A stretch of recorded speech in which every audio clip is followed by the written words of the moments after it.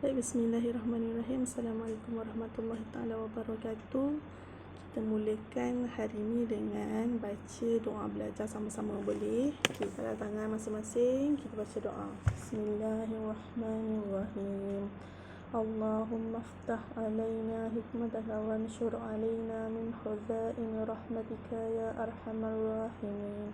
Rabbi shrah li sadri wa yassir li amri wahlul 'uqdatam min lisani yafqahu qawli.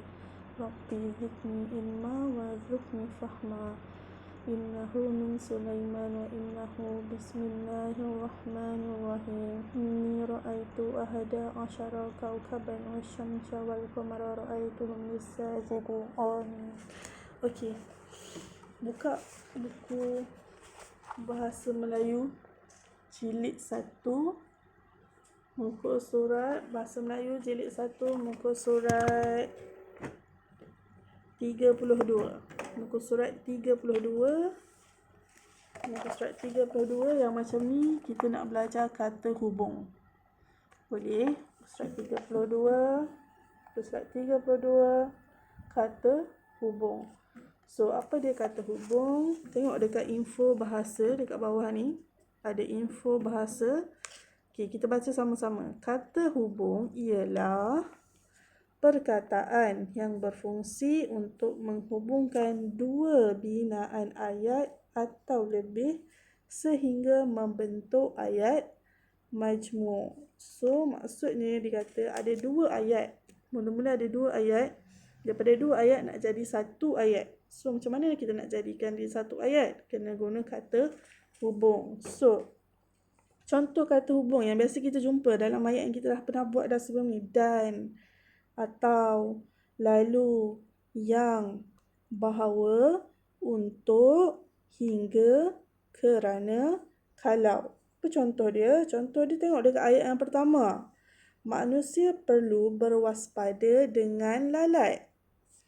Lalat boleh membawa penyakit. So, ada dua ayat. Satu yang warna biru, manusia perlu berwaspada dengan lalat. Ayat yang kedua, lalat boleh membawa penyakit. Ayat ni sebenarnya kita boleh jadikan dia satu ayat sahaja. Dengan cara, gunalah kata hubung kerana. So, sebelum ni kita dah belajar kerana kan. So, ayat majmuk dia ialah manusia perlu berwaspada dengan lalat kerana boleh membawa penyakit. So, daripada dua ayat, dia menjadi satu ayat. Okey, cikgu bagi lagi contoh untuk awak faham. Contoh dia, yang ayat yang pertama, saya makan mi goreng. Ayat yang kedua, saya minum air sirap. So, kita gabungkan dua ayat ini menjadi satu ayat. Saya makan mi goreng dan minum air sirap. Okay, itu contoh yang pertama. Contoh yang kedua, Amir ke sekolah dengan bas. Amir ke sekolah dengan basikal. So, kata hubung apa yang kita nak guna? Kita guna kata hubung atau. So, jadi ayatnya ialah Amir ke sekolah dengan bas atau basikal. Okay, yang ketiga, Siti jatuh, Siti menangis. Kata hubung apa kita nak guna? Jadi, kita guna kata hubung. Kalau ikut dalam buku teks tu yang ketiga, lalu. Siti jatuh, lalu menangis. Okey, yang keempat, yang. Emak membeli kasut baru. Kasut itu cantik. Dua ayat. Emak membeli kasut baru, kasut itu cantik. Bila kita gabungkan jadi satu ayat, emak membeli kasut baru yang cantik. Okey, jadi satu ayat dah. Yang kelima pula. Ayat yang pertama, saya ingin membuat pengumuman. Esok sekolah akan bercuti. Ayat yang pertama, saya ingin membuat pengumuman. Ayat yang kedua, esok sekolah akan bercuti. Macam mana kita nak gabungkan dia? Kita gunalah kata hubung yang seterusnya iaitu bahawa. Saya ingin membuat pengumuman bahawa esok sekolah akan bercuti. Okey, yang seterusnya untuk. Okey, yang seterusnya untuk. Saya membawa makan. Ayat yang pertama, saya membawa makanan dari rumah. Ayat yang kedua, saya berkongsi makanan bersama kawan-kawan. Jadi, kita gabungkan dia guna kata hubung untuk. Saya membawa makanan dari rumah untuk berkongsi dengan kawan-kawan. Okey, yang seterusnya. Hingga. Contoh ayat yang ada hingga. Saya tertidur selepas solat maghrib. Saya tertidur sampai ke pagi. So, macam mana kita nak gabungkan dua ayat tu? Ialah saya tertidur selepas maghrib hingga ke pagi. Tapi awak jangan buatlah. Tak solat isyak pula nanti. Okey, seterusnya. Kerana, okey, dah ada contoh dah. Kerana kat dalam buku ni, okey, kalau. So, saya akan pergi ke sekolah. Sekiranya ataupun kalau hari tidak hujan. So, kata hubung ni biasanya kita guna untuk jadikan ayat kita lebih panjang. Okey. Cikgu nak awak lengkapkan yang perkataan yang ada dalam ni, cerita dalam ni. Okey, manusia dia sebenarnya nak cerita tentang lalat dalam cerita ni. Okey, awak baca dan awak lengkapkan perkataan yang ditulis depan ni. Okey. Lalat tidak akan menghurung makanan, tidak tahan dengan haba panas daripada lilin tersebut. Okey, apa kata hubung dia agak-agaknya? So, kita guna perkataan kerana. Lalat tidak akan menghurung makanan kerana tidak tahan dengan haba, nampak tak? Dengan haba panas daripada lilin tersebut. Okey, yang bawah pula. Kita juga perlu menutup makanan dengan tudung saji.